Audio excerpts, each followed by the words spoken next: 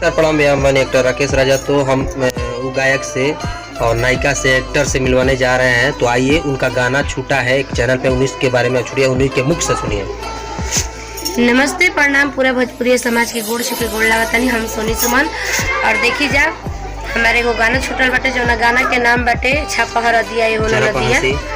और तो गाना के सुनी जा, प्यार दुलार दी जा और आगे बढ़ाई जा। राकेश राजा से सुनी जा। और हाँ, चैनल के नाम बाटे भरत मन मौजी ऑफिशियल। और चैनल के रुआ से सब्सक्राइब करी जा, लाइक करी जा। और हाँ, वो चैनल पे बहुत अच्छा गाना चढ़ी भरत मन मौजी ऑफिशियल पर। प्यार दुलार बना के रखी, छापो हर दिया। जी हाँ, छापो हर दिया। हम मानी बिजली रानी, बस बंगाल से आयल बनी। और प्यार दुलार बना के रहुआ सब रखा जा, छापो हर दिया के। ठीक बाटे। आप भरत मन मौजी ऑफिशियल के रहुआ सब सब्सक्राइब करी और लाइक करी, ठीक बा। और ऊपर आवे वाला गाना बहुत अच्छा हुई।